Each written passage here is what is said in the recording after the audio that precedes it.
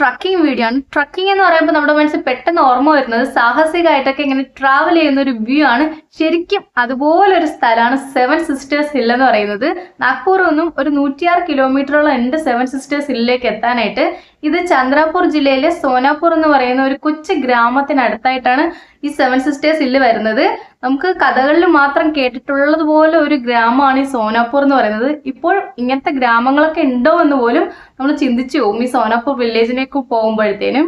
അപ്പം ഈ സോനാപൂർ വില്ലേജിൽ നിന്നും 1 കിലോമീറ്ററോളം കാട്ടിലൂടെ നടന്നു വേണം ട്രക്കിംഗ് പോയിന്റിൽ എത്താനായിട്ട്. അവിടെ നിന്ന് ഒരു 459 മീറ്ററോളം ഉണ്ട് ഈ സെവൻ സിസ്റ്റേഴ്സ് ഹില്ലിന്റെ മുകൾ ഭാഗത്ത് എത്താനായിട്ട്. അപ്പോൾ ഈ ഒരു വിശേഷങ്ങൾ എന്തൊക്കെയാണെന്ന് നമുക്ക് നോക്കാം.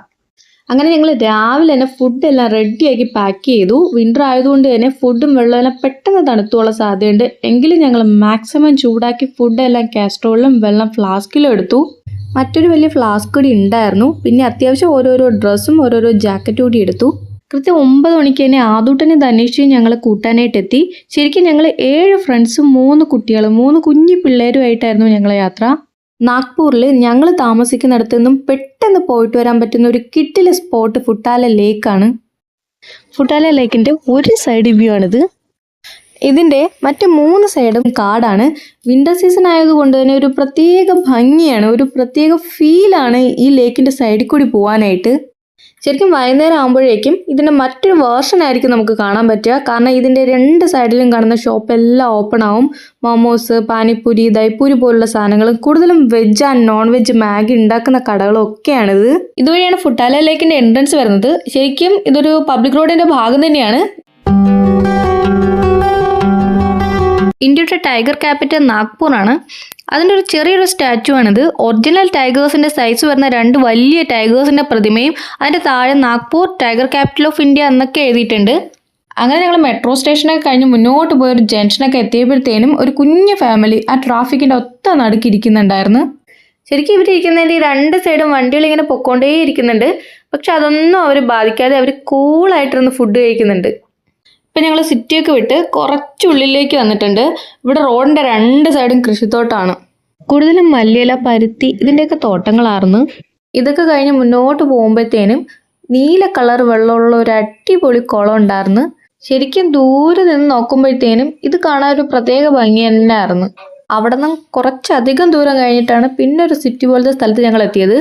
അതുകൊണ്ട് തന്നെ ഞങ്ങൾ അവിടെ നിന്ന് കുറച്ചധികം ഫ്രൂട്ട്സ് ഒക്കെ വാങ്ങിച്ചു വെച്ചു. എന്താണെന്ന് വെച്ചാൽ ഇത് കഴിഞ്ഞിട്ട് പിന്നെയും കുറേ കൃഷിത്തോട്ടങ്ങളോ അല്ലെങ്കിൽ തരിശായിട്ട് കിടക്കുന്ന സ്ഥലങ്ങളോ ഒക്കെ കഴിഞ്ഞിട്ടായിരിക്കും അടുത്തൊരു സിറ്റി വരിക. ഇടയ്ക്കൊന്ന് ചായ കുടിക്കാനായിട്ട് ഈ കാണുന്ന റെസ്റ്റോറൻറ്റിൽ ഇറങ്ങിയായിരുന്നു.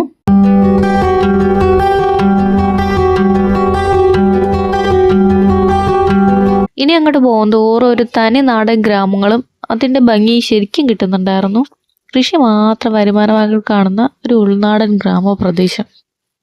വളരെ കുറച്ച് സമയം ഞങ്ങളവിടെ നിന്നുവെങ്കിലും ആ സമയം കൊണ്ട് തന്നെ ഒത്തിരി ട്രാക്ടേഴ്സും കാളവണ്ടിയൊക്കെ ഞങ്ങൾ പാസ് ചെയ്ത് പോകുന്നുണ്ടായിരുന്നു.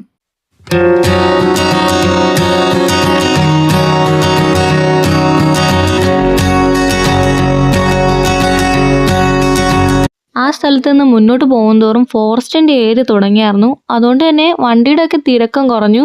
ശരിക്കും വല്ലപ്പോഴും ഒരു കാർ ഞങ്ങളെ പാസ് ചെയ്താലായി. മുന്നോട്ട് പോകുന്തോറും ഫോണിൻ്റെ റേഞ്ച് തന്നെ കിട്ടുന്നുണ്ടായിരുന്നില്ല. അങ്ങനെ ഞങ്ങൾ 2-3 മണിക്കൂറത്തെ യാത്രയ്ക്കൊടുവിൽ ട്രക്കിങ്ങിനുള്ള സ്പോട്ടിലെത്തി. ഒരു ടീം അവിടെ തന്നെ കുക്കിങ്ങും കാര്യങ്ങളൊക്കെ ആയിട്ട് സെറ്റായിട്ടുണ്ട്. ഞങ്ങൾ ആദ്യം കൊണ്ടുവന്ന ലഞ്ചൊക്കെ കഴിച്ചായിരുന്നു. ഈ കാണുന്ന പാർക്കിങ്ങിൽ നിന്നും ഏകദേശം 1 മണിക്കൂറോളം നമ്മൾ കാടിനുള്ളിലൂടെ പോയിട്ട് വേണം സെവൻ സിസ്റ്റേഴ്സ് ഹില്ലിൻ്റെ ആ കൊടുമുടിയുടെ അടുത്തെത്താനായിട്ട്. ആദ്യം ഇങ്ങനെ ഒരു കവാടൊക്കെ ഉണ്ടായിരുന്നു. അതിലൊരു ബെല്ല് തൂക്കിയിട്ടിട്ടുണ്ട്. മുന്നേ പോകുന്നവരൊക്കെ ബെല്ലടിച്ചിട്ട് കയറിപ്പോകുന്നത് കണ്ടിട്ട് ഞങ്ങളും ഐശ്വര്യമായിട്ട് ബെല്ലടിച്ചിട്ട് തന്നെ കയറി തുടങ്ങി. ഇതിനടുത്തായിട്ട് ഒരു ദൈവത്തിൻ്റെ ചെറിയൊരു പ്രതിഷ്ഠ പോലെയൊക്കെ ഉണ്ടായിരുന്നു. ഈ കാണുന്ന കോൺക്രീറ്റ് കുറച്ച് മാത്രമേ ഉണ്ടായിരുന്നുള്ളൂ. ശരിക്കും ആ കാണുന്ന സ്റ്റെപ്പ് വരെ ഉണ്ടായിരുന്നുള്ളൂ കേട്ടോ. പിന്നീട് അങ്ങോട്ട് ശരിക്കും വലിയ വലിയ ഉരുളൻ കല്ലിൻ്റെ മുകളിലൂടെ ആയിരുന്നു ഞങ്ങൾ നടന്നുകൊണ്ടിരുന്നത്. മുന്നോട്ട് പോകുന്തോറും ഈ വഴിയുടെ 2 വശത്തുള്ള കാടിൻ്റെ ഒരു വ്യത്യാസം നമുക്ക് കാണാൻ പറ്റും. ശരിക്കും ആദ്യമൊക്കെ ഓരോ മരത്തിനെയും നമുക്ക് ഒറ്റയ്ക്കൊറ്റയ്ക്ക് കാണാമായിരുന്നു. പിന്നീട് അങ്ങോട്ട് പോകുന്തോറും 2 വശത്തും കൂട്ടത്തോടെ, അതായത് ചേർന്ന് ഒരു വിടവില്ലാത്ത രീതിയിലേക്ക് ഒരു കൊടും കാടിൻ്റെ നടുക്കൂടായിരുന്നു ഈ വഴി. അങ്ങനെ കയറി ഞങ്ങൾ ഈ കാണുന്ന ഒരു സ്പോട്ടിലെത്തി. ഇവിടെ പാറയുടെ ഉള്ളിലായിട്ട് ഒരു റൂം പോലെ ചെറിയൊരു മുറി പോലെയൊക്കെ നമുക്ക് കാണാൻ പറ്റും. അവിടെ നിന്ന് മുകളിലേക്ക് ശരിക്കും ആ മുകൾ ഭാഗം വരെയും കൈവരി വെച്ചിട്ടുണ്ട്. അതുകൊണ്ട് തന്നെ നമുക്ക് പേടി കൂടാണ്ട് കയറിപ്പോകാൻ പറ്റുന്നുണ്ടായിരുന്നു. പോകുന്ന വഴിക്ക് ചെറിയ ചെറിയ ദൈവത്തിൻ്റെ രൂപങ്ങളൊക്കെ കല്ലിൽ കൊത്തി വെച്ചിട്ടുണ്ട്. ഏകദേശം കാൽഭാഗം എത്തിയപ്പോഴത്തേനുള്ളൊരു വ്യൂ ആണിത്. അവിടെ ഒരു ക്ഷേത്രം പോലെ ഉണ്ടായിരുന്നു. അതായത് 7 ദേവി രൂപങ്ങൾ കല്ലിൽ കൊത്തി വെച്ചിട്ടുണ്ടായിരുന്നു. അതിങ്ങനെ ഒരു ഇരുമ്പ് കമ്പി കൊണ്ടുണ്ടാക്കിയ ഒരു റൂം പോലെ കെട്ടിയതിനകത്തായിട്ടായിരുന്നു. ശരിക്കും ഇത് 7 സഹോദരിമാരാണ്. മുക്തായി, അമ്പായി, നിമ്പായി, മഹാകാളി, ലക്ഷ്മി, ദുർഗ, സരസ്വതി. പിന്നെ അവിടെ ചെറിയ കുട്ടികൾക്കൊക്കെ ഇരിക്കാൻ പാകത്തിലുള്ള കുഞ്ഞു ഊഞ്ഞാലൊക്കെ വെച്ചിട്ടുണ്ട്. ശരിക്കും ഇരുമ്പ് കമ്പിയിലുള്ള 4-5 ഊഞ്ഞാലോളം അവിടെ ഉണ്ടായിരുന്നു. അവിടെ ഞങ്ങൾ പോകുന്തോറും ശരിക്കും ഒരു അടിപൊളി ഒരു കിടിലൻ വ്യൂ ആയിരുന്നു. ഹൈറ്റിലേക്ക് കയറും തോറും നല്ല തണുത്ത കാറ്റും ഒരു പ്രത്യേക തണുത്തൊരു അറ്റ്മോസ്ഫിയർ ആയിരുന്നു. കുറച്ചു നേരം ഇവിടെ നിന്ന് ഫോട്ടോസും വീഡിയോസൊക്കെ എടുത്ത് പതിയാണ് പിന്നെ അങ്ങോട്ടേക്ക് കയറിയത്. ഈ ഒരു ഹൈറ്റ് എത്തിയപ്പോഴത്തേനും ആ താഴെയുള്ള മരങ്ങളൊക്കെ ശരിക്കും കുഞ്ഞായിട്ട് തോന്നിയായിരുന്നു. ഇപ്പം ഏതാണ്ട് നമ്മൾ പകുതി ഭാഗം മാത്രമേ എത്തിയിട്ടുള്ളൂ. ദൂരെ നിന്ന് കാണുമ്പോഴേക്കും വളരെ ചെറിയൊരു വഴിയായിട്ട് തോന്നുമെങ്കിലും 2 പേർക്ക് പരസ്പരം ക്രോസ് ചെയ്യാൻ പറ്റുന്നൊരു ഡിസ്റ്റൻസ് ഈ വഴിക്കുണ്ട്.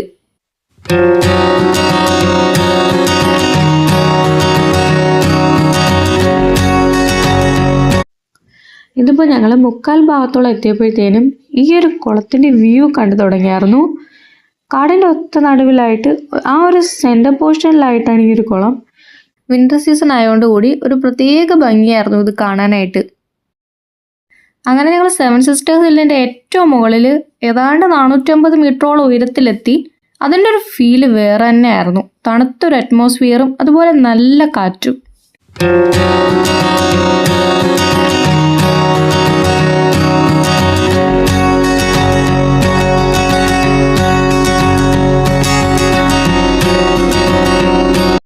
മുകളിലെത്തിയാൽ പിന്നെ കൈവരികളൊന്നുമില്ല. ശരിക്കും ശ്രദ്ധിച്ചില്ല എങ്കിൽ താഴെ വീഴാനുള്ള ഒരു ചാൻസ് വളരെ കൂടുതലാണ്. ഇവിടെ നിന്നാൽ ഞങ്ങളുടെ വണ്ടിയൊക്കെ പാർക്ക് ചെയ്ത് ആ പാർക്കിംഗ് ഏരിയ കാണാമായിരുന്നു. ശരിക്കും ഞങ്ങൾ എത്ര ദൂരം നടന്നു എന്ന് ആ ഒരു വലിയ ഡിസ്റ്റൻസ് എത്രയാണെന്ന് ഇവിടെ നിന്ന് നോക്കിയാൽ അറിയാമായിരുന്നു. ഇതിൻ്റെ ഓപ്പോസിറ്റ് സൈഡിലേക്ക് പോയപ്പോഴത്തേനും മുന്നേ നമ്മൾ കണ്ട ആ കയറി വരുമ്പോഴത്തേനും നമ്മൾ കണ്ട ആ കുളത്തിൻ്റെ ഫുൾ വ്യൂ കാണാൻ പറ്റുമായിരുന്നു. അവിടെ നിന്ന് കുറച്ച് ഫോട്ടോസൊക്കെ എടുത്ത് അവിടെ ഒരു മരത്തിൻ്റെ ചോട്ടിൽ പോയിരുന്നു ഇഷ്ടമുള്ള പാട്ടൊക്കെ കേട്ട് വർത്താനമൊക്കെ പറഞ്ഞ് ഞങ്ങളങ്ങനെ എൻജോയ് ചെയ്തായിരുന്നു. ബാഗിൽ അത്യാവശ്യം സ്നാക്സും കുറച്ച് വെള്ളമൊക്കെ ഞങ്ങൾ എടുത്തായിരുന്നു. അതൊക്കെ അവിടെ ഇരുന്ന് കഴിച്ചിട്ട് പിന്നെ കുറച്ച് സമയം കഴിഞ്ഞിട്ടാണ് ഞങ്ങൾ പിന്നെ തിരിച്ചിറങ്ങിയത്.